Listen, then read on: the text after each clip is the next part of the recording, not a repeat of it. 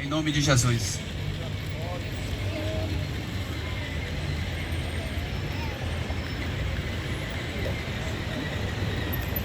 Glória a Deus, a paz do Senhor Jesus, amém. Que bom que mais um sábado estamos aqui. Meus amados, quero ler no mesmo canto onde o nosso irmão Gladstone leu, no Evangelho do nosso Senhor e Salvador Jesus, qual segundo escreveu João, né? Apóstolo João, conhecido como evangelista, apóstolo do amor, onde esse mesmo João é o que também escreveu João 3,16, onde vem falar do amor, da misericórdia, da justiça de Deus. E o texto, quero ler só o versículo de número 6, que diz assim: respondeu-lhe Jesus: eu sou o caminho, a verdade e a vida. Ninguém vem ao Pai senão por mim. Meus amados, esse texto é um texto bem conhecido, fala sobre um texto que vem falar sobre o conforto, que vem falar sobre um consolo, vem falar sobre uma palavra de ânimo, uma palavra de perseveração. Também esse texto é um texto que fala sobre uma promessa e uma garantia, e um texto que fala sobre um caminho que conduz muitos à eternidade. Apesar da própria Bíblia falar, o próprio Cristo dizer que infelizmente são poucos que encontram esse caminho, mas esse texto ele fala tudo sobre isso. Fala também que era a última noite em que o Senhor Jesus se encontrava com os discípulos à mesa, ali onde ele estava no seu coração, sabendo que era a última reunião, estava próximo de voltar para o Pai, de passar desta vida para a eternidade, da onde ele veio. E aqui eu quero fazer a primeira aplicação desse texto para a nossa vida. Nós sabemos que um dia nós também iremos passar dessa terra para outra, para a eternidade, seja uma eternidade com Deus ou uma eternidade sem Deus.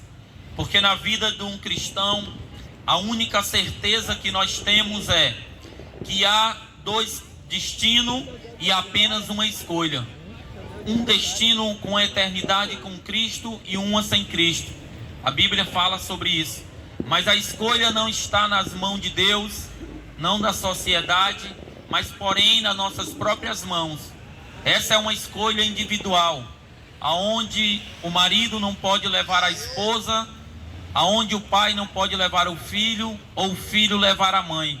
É algo que Deus deixou o chamado livre-arbítrio para cada um de nós escolher. E nesse texto a Bíblia vem falar que Jesus, antes de partir, ele deixa um novo mandamento. Um mandamento ao qual ele diz: amais uns aos outros, para que as pessoas possam saber que vós são os meus discípulos. E nesse mandamento se inclui um lado espiritual da vida de cada um de nós. Que o amor que Cristo estava falando não é o amor de um sentimento de um pai para um filho ou de um amigo para o outro, mas era um amor espiritual de conduzir, de anunciar o Evangelho. Jesus, certa vez, ele faz uma pergunta a Pedro: Pedro, tu me amas? E Pedro, ele responde: Senhor, o Senhor sabe que eu te amo. E Jesus, ele diz assim: pois apacenta minhas ovelhas. E esse amor, um para com o outro, é a questão de levar o Evangelho, a questão de mostrar o caminho, que é Jesus, de mostrar a verdade, que é Cristo, que liberta, que transforma, e que mostrar que ninguém vai ao Pai a não ser por Ele, porque Cristo, Ele é esse caminho, o caminho que conduz a muitos à eternidade. Ele é o caminho que traz a felicidade ao homem, que traz a paz interior na alma e no espírito. Somente Jesus, ele, através de ser esse caminho, através de ser essa verdade, é que pode produzir fruto digno de arrependimento na vida do homem na vida, na sociedade ao qual nós estamos inseridos. Mais interessante, amados, é que no versículo 1 do capítulo 14, ele diz: não se turbe o vosso coração, crede em Deus, crer também em mim. Ali Jesus, ele está falando uma palavra de conforto, como já foi falado essa noite, porque muitas das vezes nós colocamos o coração, nós colocamos a nossa razão em algo ou em alguém, a qual nós se decepcionamos como ser humanos, nós se decepcionamos como profissional, nós ficamos decepcionados como pai de famílias, nós ficamos decepcionados com a sociedade, porque nós colocamos a nossa esperança e o nosso coração naquilo que não tem esperança e aquilo que não traz o consolo. Mas Jesus, ele está dizendo: não se turbe o vosso coração, porque quando nós colocamos o coração em algo, que nós se decepcionamos, e aí nós esquecemos que nós como seres humanos somos imperfeitos, falhos, aonde nós temos que colocar o coração em Cristo Jesus, porque somente Jesus que é perfeito, a qual a Bíblia diz que ele não errou em nenhum momento, a qual Cristo, ele sendo 100% homem e 100% Deus, mesmo assim ele é perfeito. Ele foi perfeito e ele é perfeito. E somente através de Cristo, a qual nós podemos se espelhar nele. Não podemos se espelhar e colocar o nosso coração no sistema maligno. E ele continua dizendo, Jesus: crer, não se turbe o vosso coração, crê em Deus, crer também em mim. Jesus, primeiro ele quer que nós venhamos colocar o coração nele, e depois ele quer que nós venhamos entender que há um Deus soberano, um Deus que está no seu poder, a qual é soberano sobre todas as coisas. Por mais que muitos pensem que no momento o Senhor, ele não está no controle, o porquê que acontece aquilo, o porquê que acontece outras coisas, mas no final Deus, ele é soberano, ele tem poder para reverter o quadro, ele tem o poder para mudar a situação, seja na sua vida, seja na família, seja na sociedade. Ele é soberano sobre todas as coisas. A Bíblia diz que aquilo que é impossível aos olhos do homem, para Deus tudo é possível. Por isso que Jesus, ele diz: crê em Deus. Em outras palavras, ele está dizendo: creia em Deus, porque ele é soberano, que nós somos apenas a criatura, mas Deus, ele é o Criador, a qual criou todas as coisas, a qual ele tem todas as coisas na palma da sua mão.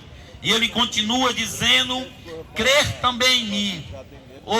Ou seja, Jesus, ele está dizendo: crê em Deus, que ele é soberano, crê em mim, porque as minhas palavras é verdadeira. Eu vou preparar um lugar, mas voltarei outra vez para buscar aqueles que seguiram este caminho, o caminho da renúncia, o caminho a qual leva o homem à eternidade.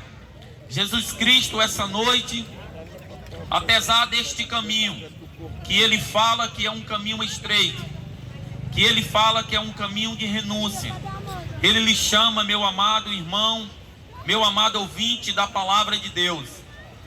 Nós sabemos que pela Bíblia Sagrada, que o homem, que o cristão, ele peca não porque ele quer, ele erra porque ele não conhece a verdade. Não é o ser humano em si, é porque a Bíblia diz que o príncipe deste século tem cegado o entendimento das pessoas para que eles não possam nem ver e nem entender a glória de Deus. Porque há uma diferença em o cristão pecar e um cristão ter as suas iniquidades. Porque o cristão que peca, ele peca sem o conhecimento, sem a verdade. Mas Jesus, essa noite, ele traz não somente o caminho para a sua vida, ele traz a verdade que liberta, a verdade que abre o entendimento da pessoa através da palavra. Porque esta palavra, ela é fiel e digna de toda aceitação, de todo cristão a qual quer verificar na sua Bíblia, na sua casa, nos evangelhos, a qual segundo escreveu Mateus, Marcos, Lucas e João, o qual é o evangelho de Jesus. A sua Bíblia que você tem na sua casa, ela também é a mesma, ela tem as mesmas palavras que aqui está nas minhas mãos.